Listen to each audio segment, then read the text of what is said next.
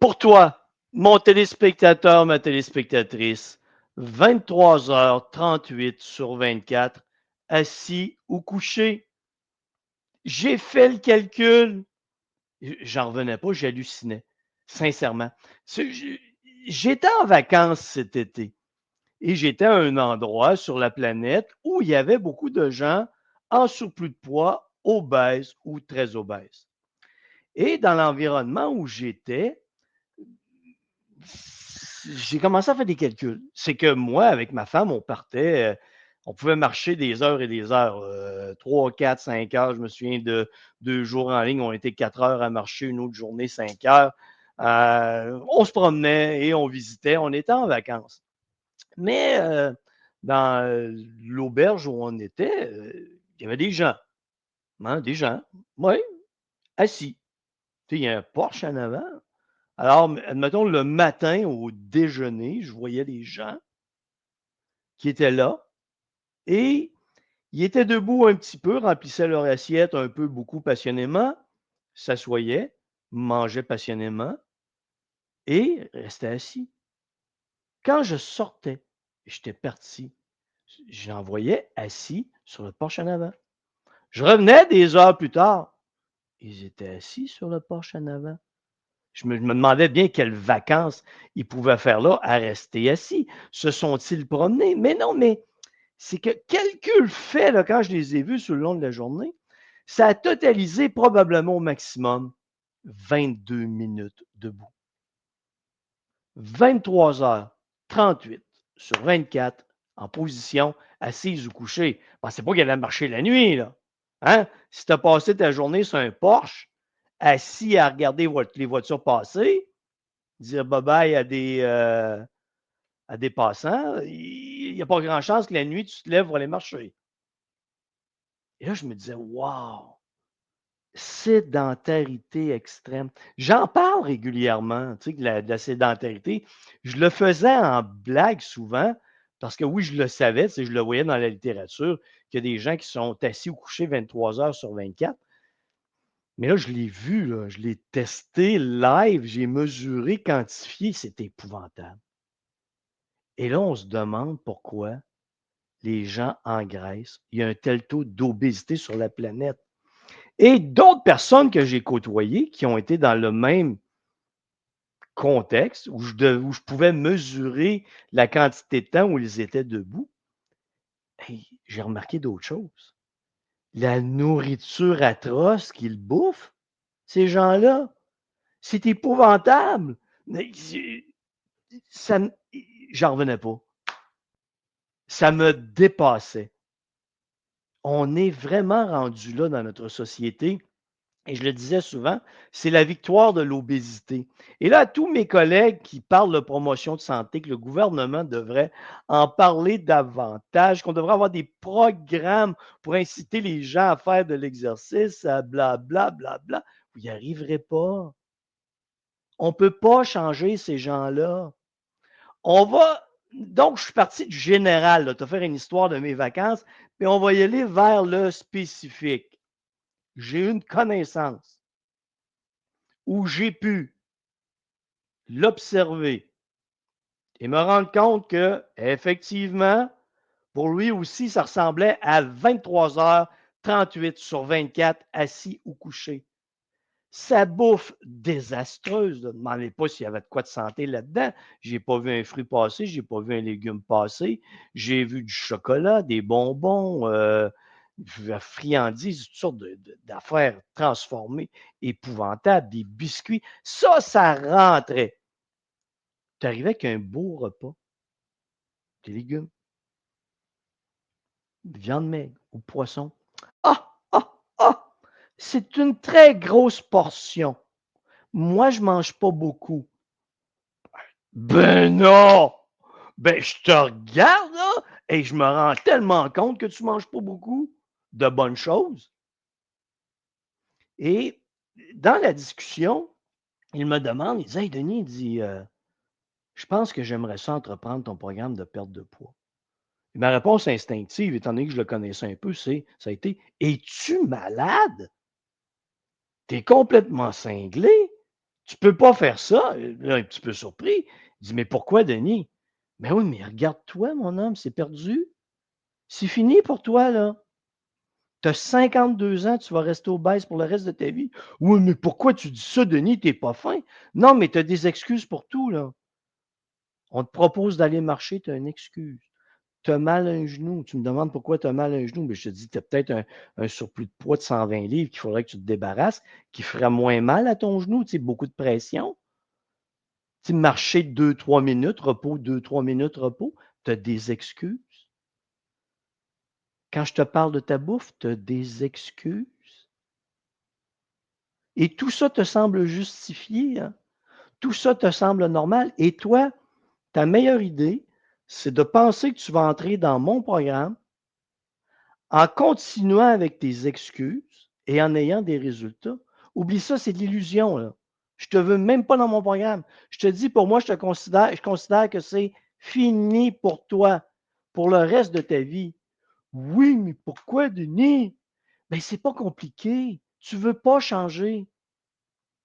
Tu as des excuses pour justifier tout ce qui t'arrive.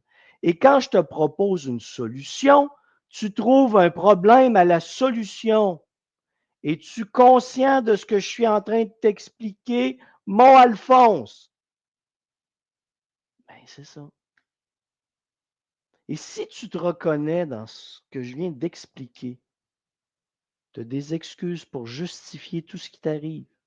Tu as des excuses pour justifier le fait que tu es en surplus de poids ou obèse, mais que tu ne te rends pas compte que c'est toi face à toi-même, que c'est toi qui dois choisir les comportements et que ça arrive. Puis ce qui t'arrive, là, c'est pas, ça vient pas de l'extérieur, ça vient de toi, ça vient de tes comportements.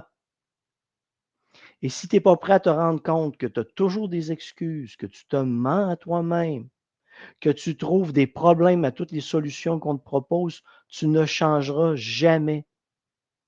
Et ça, c'est dans n'importe quelle facette de la vie. Et si tu regardes ce qui amène tes comportements, que tu es assis ou couché 23h38 sur 24, ce qui fait que tu dépenses à peine plus que ton métabolisme de base et que tu bouffes de la merde, des produits transformés à la journée longue, tu vas être obèse pour le restant de ta vie. Si tu veux que ça change, tu dois réaliser ça chez toi. Mais tu n'es pas obligé, tu comprends? Je fais juste te dire comment ça fonctionne. 30 ans d'observation, 30 ans de gens qui me mentent, 30 ans de gens qui ont des excuses. C'est ça que ça donne. Mais la question que tu vas te poser, c'est est-ce que c'est ça que tu veux pour le reste de ta vie? Si c'est ça et tu es prêt à vivre avec les conséquences, aucun problème. On n'en parle pas. Mais viens pas me demander à moi, Denis, devrais-je entrer dans ton programme de perte de poids? Si tu es comme ça et que tu ne veux pas changer, la réponse est non. Tu vas échouer. Parce que le travail, il se passe ici avant. Il ne se passe pas sur la balance. Ton poids sur la balance, ça ne veut absolument rien dire.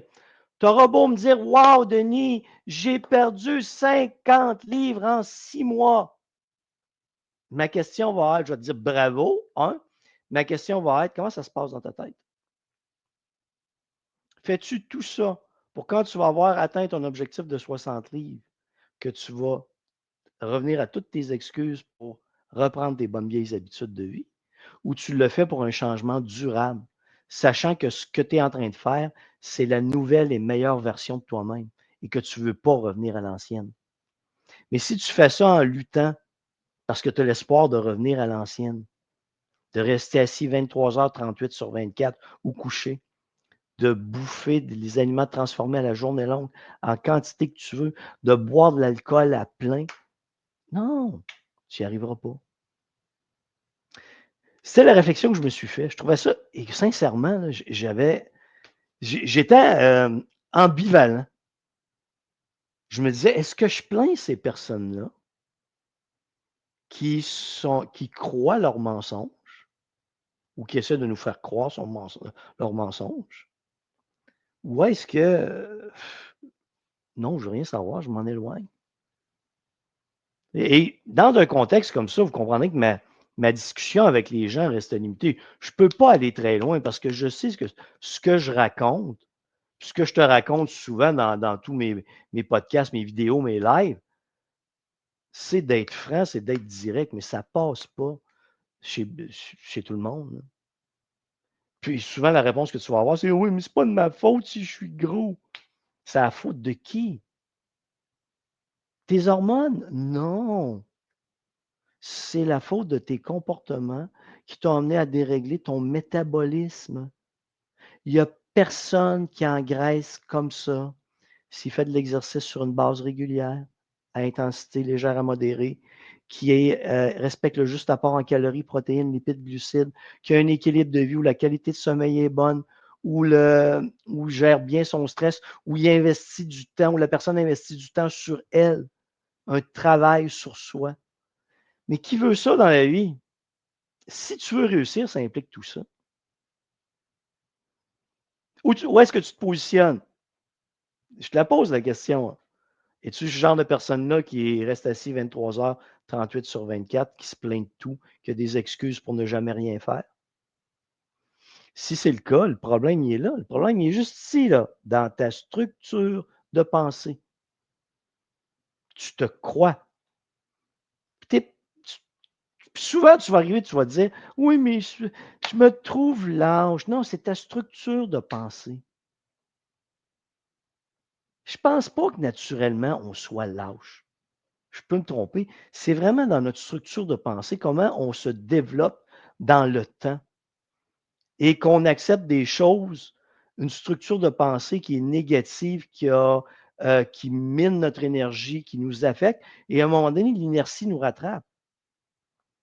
C'est que si tu es rendu là et que tu vois les efforts que tu as à faire, bien là, l'inertie, ça te gèle là. C'est mon Dieu, pour arriver à ce que je voudrais être, les changements sont trop importants, ben, tu ne bouges pas. Tu restes où tu en es. Mais si tu commences à réfléchir, hey, est-ce que je pourrais faire un petit pas? Marcher 3 minutes par jour, 4 jours dans la semaine.